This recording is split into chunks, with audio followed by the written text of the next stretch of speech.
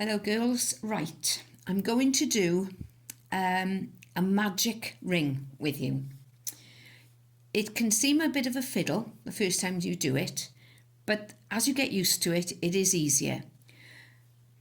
There are a number of ways you can do it. You can look on the internet and see there are quite a few ways that you can actually do this. What you need to do is you need to make a circle. Okay, you've got a circle there, and make sure that the main part of the wool falls behind the circle there. Okay, so you just use the tail and the main part goes over there and hangs over the back. You take your hook and you pull through. Now this is where it's fiddly, okay? This is where you have to hold it a bit. Pull that through.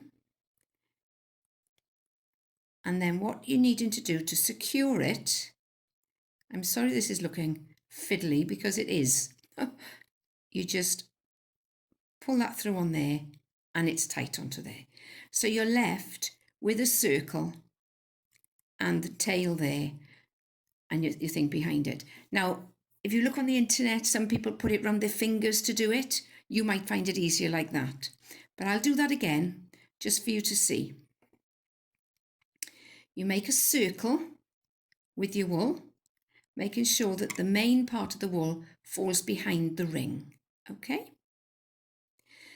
And what you need to do is to pull that wool through there, and you've got to sort of, everybody does it in a different way, I suppose, but you need to secure that so that you can put the hook through the wool again to secure that onto the circle.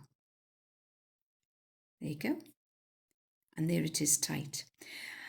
This is used particularly when you're making amigurumi things, because you're needing to have the center of the piece that you're making, say the head or something like that.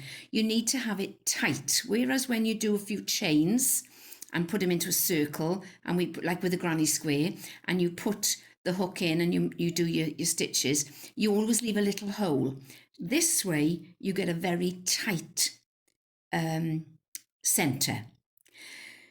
So once you've got it attached onto there, you've got your two pieces here, and you have to work over those two, your tail and the circle, over those two pieces of thread. Now your pattern will tell you that perhaps you're to do, let's say 10 trebles, or it could be doubles, whatever. I'll say it's trebles, so I'll do 3 chains to make our first treble, pretend treble. And then I'll do another 9 trebles in here. Now this is where you're having to do this into the circle. So this is the fiddliest bit, is holding it as you do it. But it's ordinary trebles, and you can see that you're going into the circle and around the tail as well, okay?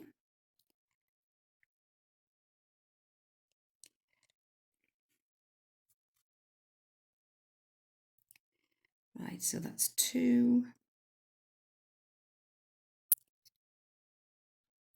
And whatever pattern you're doing will tell you how many to do. 3.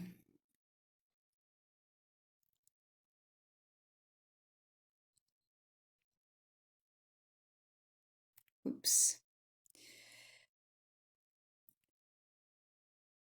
Oops, you can see I didn't do that one right. Try again. Now then, you can make the hole smaller by pulling on the tail. Don't pull it too tight, but you can make it a bit smaller, and that makes it easier to work with. But depending on how many stitches you need, you have to have it sort of so big. So that's 4,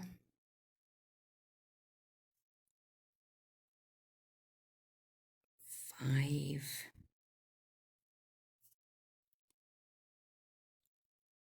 6, 7,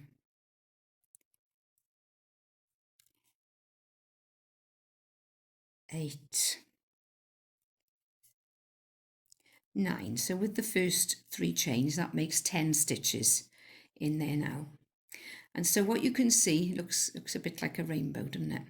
Right, so what we need to do now is just hold on to your work here, where your thread is in the stitch, and then gently pull the tail.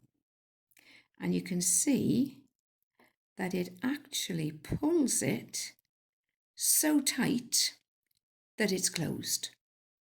And then obviously you'll need to join this one up to this one, so into the top chain you do a slip stitch across, and there is your center using a magic ring. Now then, what you'd have to do is eventually then pull it tight. You can have it, it's really tight. It's a great way of getting a tight center. But then afterwards, when you've finished, you darn this in around the back so that this doesn't come loose. But that's how to do a magic ring.